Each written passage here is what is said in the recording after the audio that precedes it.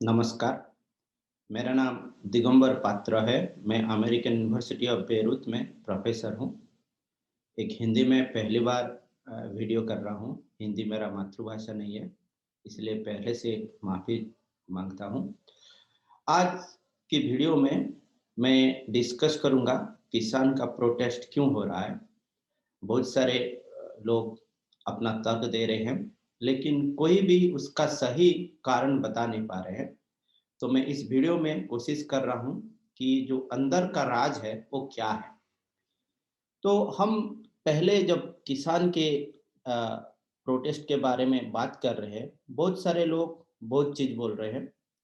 तो कुछ लोग बोल रहे हैं कि किसान का जो प्रोटेस्ट हो रहा है, ये पॉलिटिक राजनीति के कारण से हो रहा है।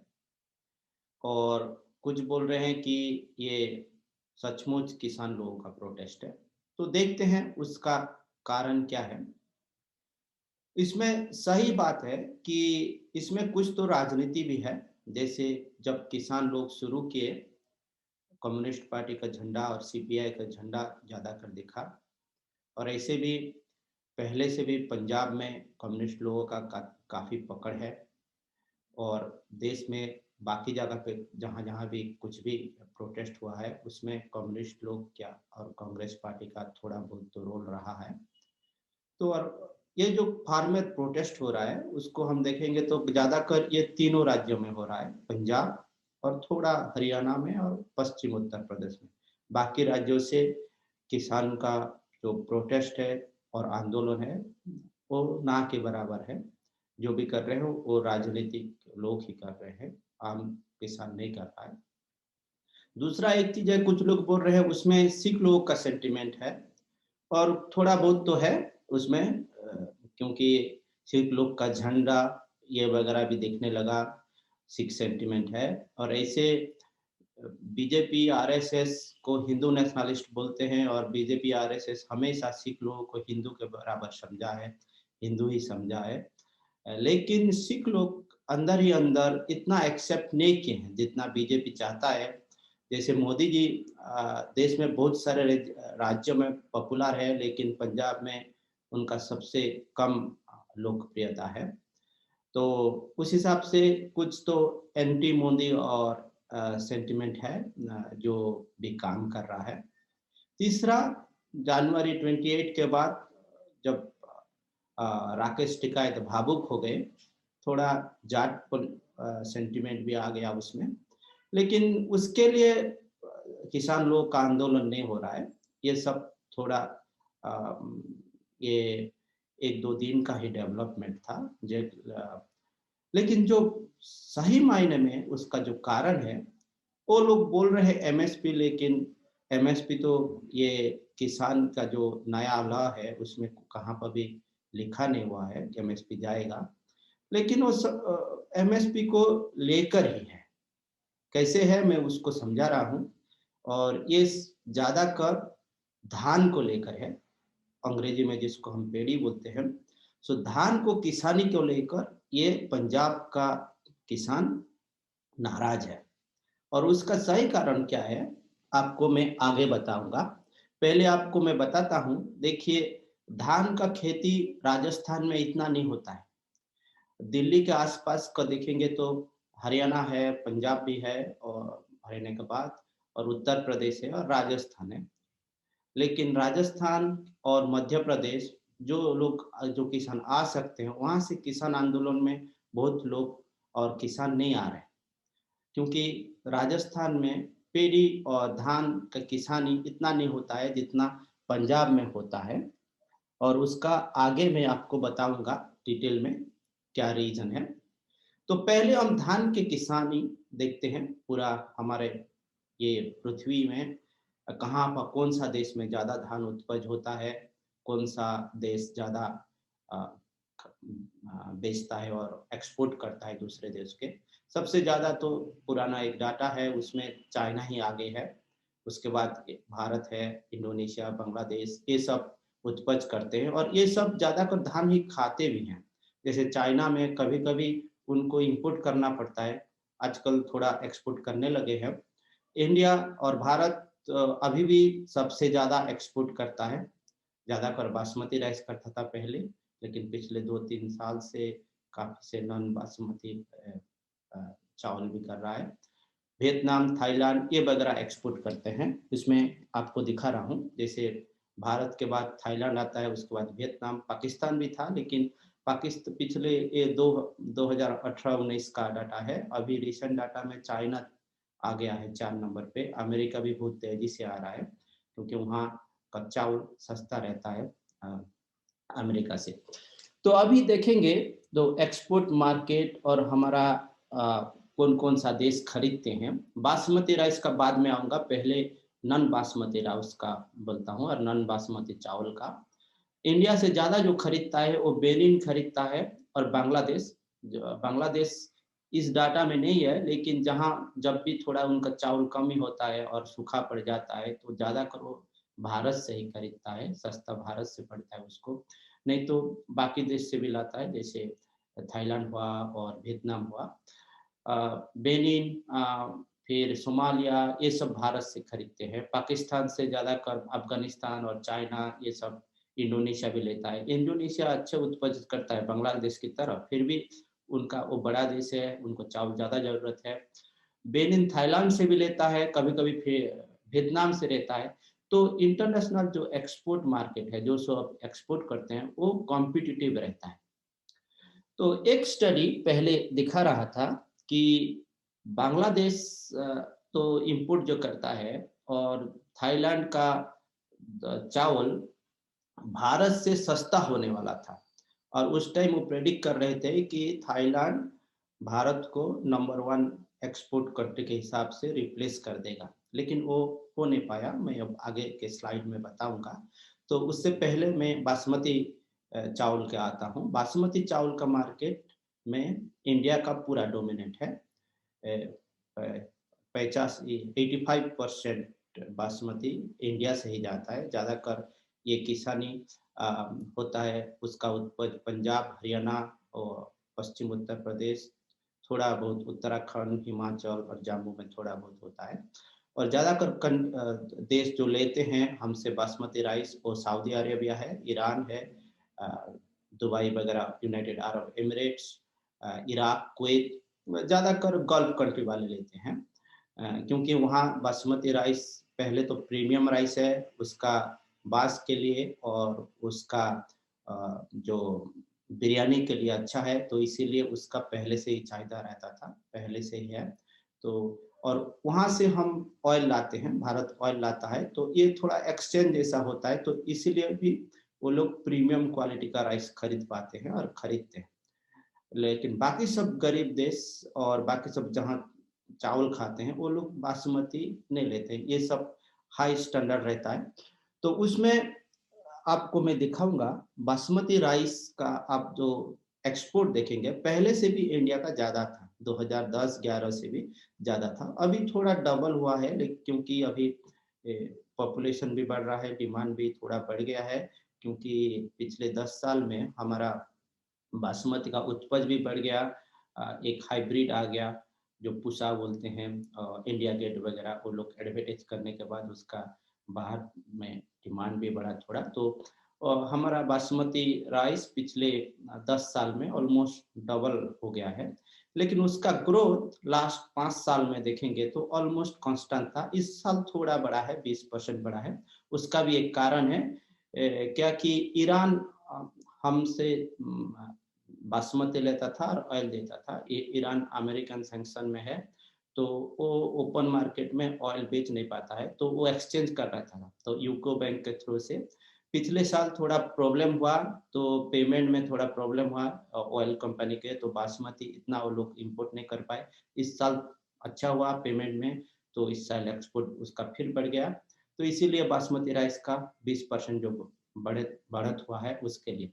लेकिन नॉन बासमती राइस तो कॉम्पिटिटिव प्राइस में होता है। जो देश ज़्यादा सस्ता देता है उसका ज़्यादा एक्सपोर्ट होता है। और इस बार वियतनाम और थाईलैंड में सूखा आया, कुछ जगह पे सूखे आए, तो उसके लिए भी उसका उपज कम हो गया।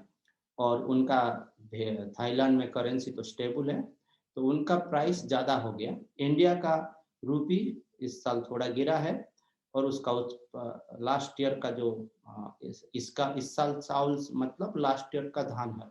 तो इसीलिए हमारा जो चावल है वो 10% थाईलैंड और वियतनाम से सस्ता हो गया। तो इसलिए हमारा इस साल एक्सपोर्ट बहुत बढ़ गया है।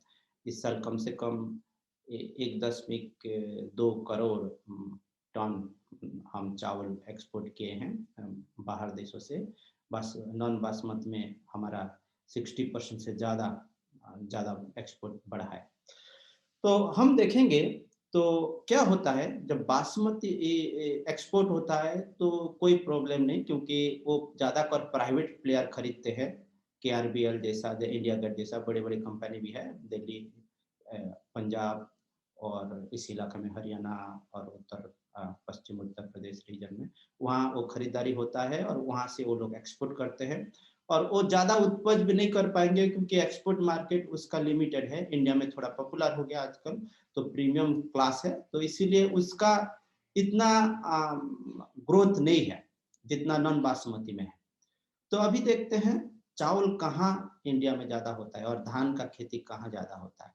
धान का खेती पहले तो पंजाब में था, जब पहला ग्रीन रिवोल्यूशन हुआ उस टाइम धान का उपज, क्योंकि हमारा फूड सिक्योरिटी के लिए भारत सरकार धान को एमएसपी करके उसका एनकरेज किया 50 किसानों को, तो धान के उत्पादन में बढ़त हुआ।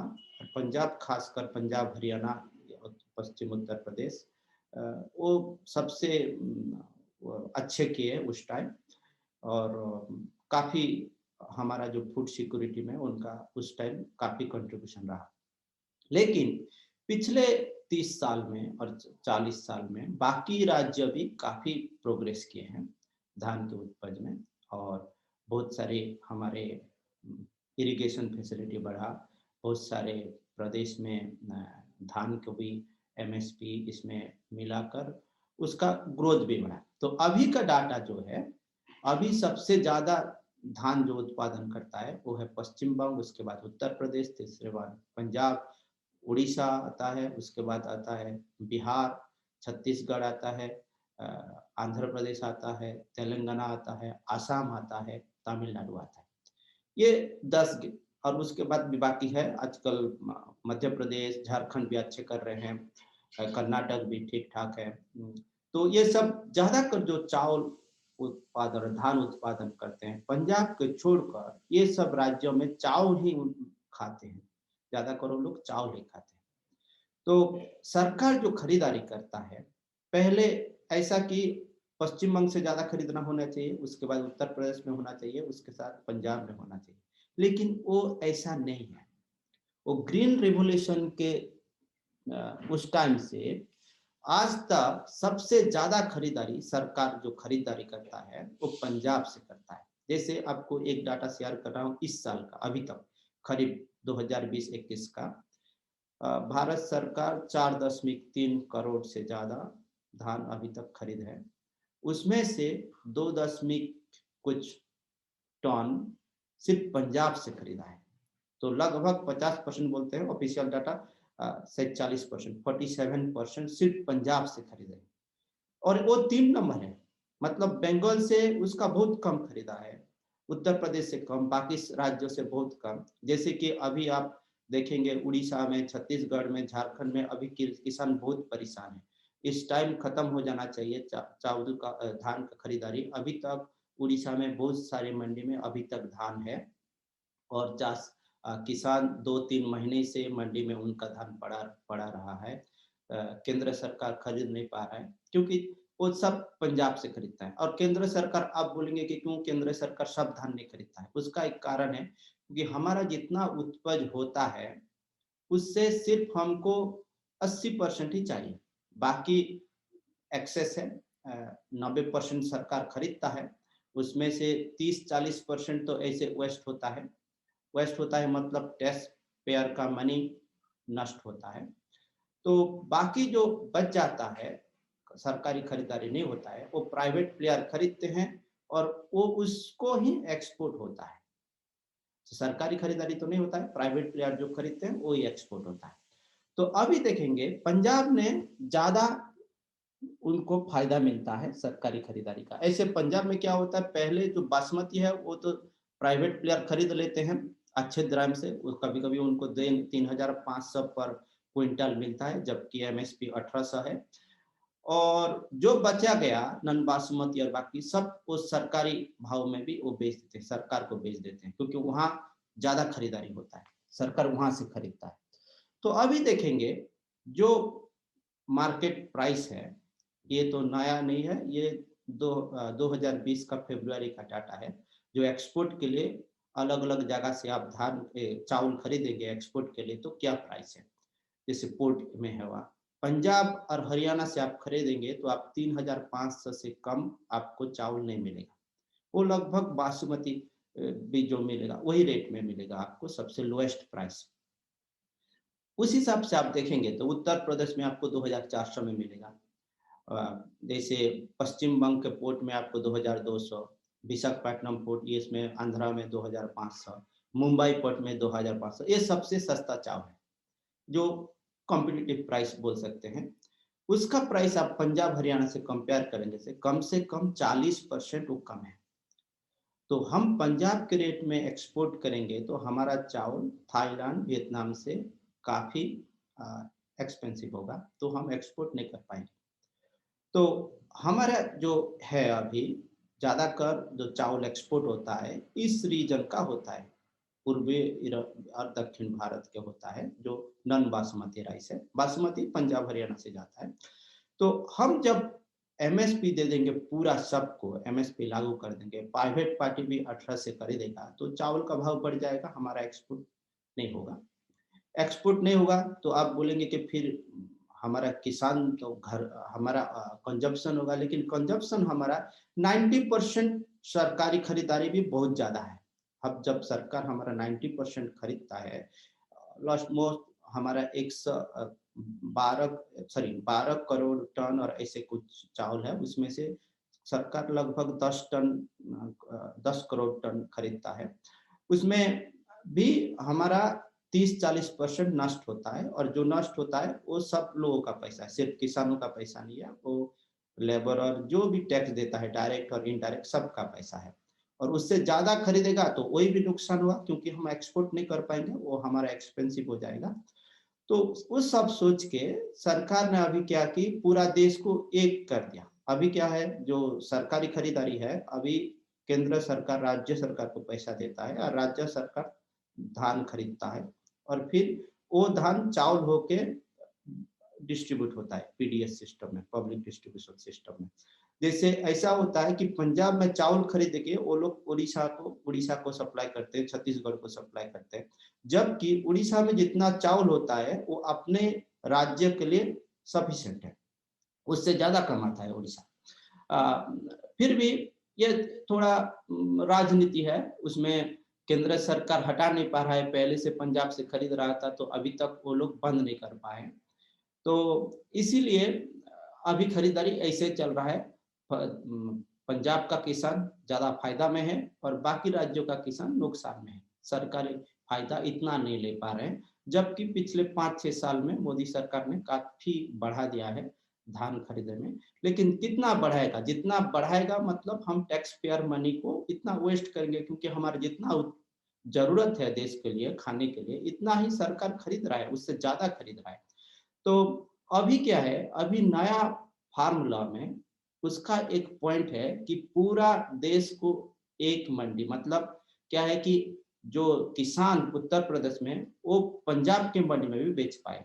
पहले जो था किसान, अभी आप देखेंगे छत्तीसगढ़ के, आंध्रा में देखेंगे कि उड़ीसा में देखेंगे, जहां पर भी मंडी है, अभी किसान अपने ही मंडी में बेच पाता है, जैसे अपने गांव का और पंचायत का जहां पे उसका रजिस्ट्रेशन है वहां ही बेच पाता है, दूसरे इलाके में बेच नहीं पाएगा। नए रूल में, नए लॉ में अभी देश के किसी कोने में जाके किसान अपने धान को बेच पाएगा मंडी में, सरकारी भी बेच पाएगा, बेसरकारी भी बेच पाएगा।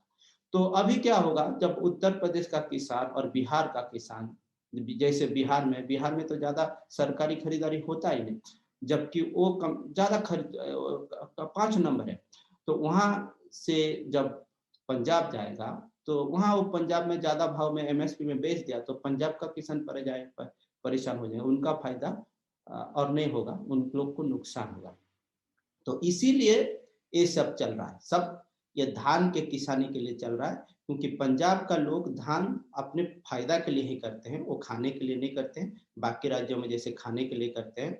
और उसमें सरकार का और एक नुकसान है, जैसे पंजाब का चावल आता है उड़ीसा और छत्तीसगढ़ और आंध्र प्रदेश, तो ट्रांसपोर्टेशन कॉस्ट सरकार को देना पड़ता है, प्लस आपको इसमें एनवायरमेंटल भी प्रॉब्लम है, जैसे ज़्यादातर ये ट्रक में आता है तो गैसोलीन मतलब ऑयल का नुकसान होता है, एनवायरमेंटल कॉस्ट पड़ता है। तो ये सब देख के अभी सरकार करना क्या चाहिए कि अपने-अपने राज्यों को अपने-अपने धान खरीदने बोलेगा तो सबसे ज़्यादा नुकसान पंजाब को होगा, क्योंकि वहाँ तो खाते ही नहीं। तो वहाँ खरीदेंगे तो कहाँ सप्लाई करें दूसरे राज्य को, और जब जैसे 1-2 राज्य जो थोड़ा कम चावल करते हैं, जैसे केरला, केरला पंजाब से क्यों लाएगा? उसको तो ज़्यादा एक्सपेंसिव पड़ेगा, वो तो तमिलनाडु से लेगा। और जैसे बाकी राज्य है, महाराष्ट्र है, महाराष्ट्र में भी ठीक है, लेकिन उसको ज़रूरत होगा तो वो छत्तीसगढ़ से लेगा, छत्तीसगढ़ में सस्ता है, और तेलंगाना से लेगा। तो इस हिसाब से पंजाब, ये नया नया लॉ होने से पंजाब को किसान को नुकसान हो सकता है, क्योंकि और मंडी, पंजाब के मंडी में जो बाहर का चावल आएगा, उन लोग का धान का रेट नॉन बासमती और वो नीचे जाएगा, कंपटीशन आ जाएगा। लेकिन ये सब चीज़ वो बोल नहीं पा रहे हैं, क्योंकि उनको पता है, क्योंकि जो उनका जो फ़ायदा है, वो बाकी राज्य के किसानों के नुकसान के लिए उन लोग को फ़ायदा हो रहा है। तो ये थोड़ा क्या बोलते हैं, हिंदी अंग्रेजी में जो बोलते हैं सेंसिटिव इश्यू है, क्योंकि वो लोग बोलना नहीं चाहते कि उन लोग का फ़ायदा, उन लोग का नुकसान हो। नुकसान बाकी राज्यों को हो रहा है, फ़ायदा पंजाब को है। तो वो लोग चाहते हैं कि उन ये लॉ रहे तो पंजाब से खरीदारी ज़्यादा हो, तो उन लोग पूरा जैसे ज़्यादा फ़ायदा में ऐसे रहे, और बाकी राज्यों के किसान धान के खरीदारी में ऐसे नुकसान सहता है। मेरा चर्चा अच्छा लगा तो इस वीडियो को आप लाइक कीजिए और शेयर कीजिए, और आप सब देखने के लिए बहुत-बहुत धन्यवाद।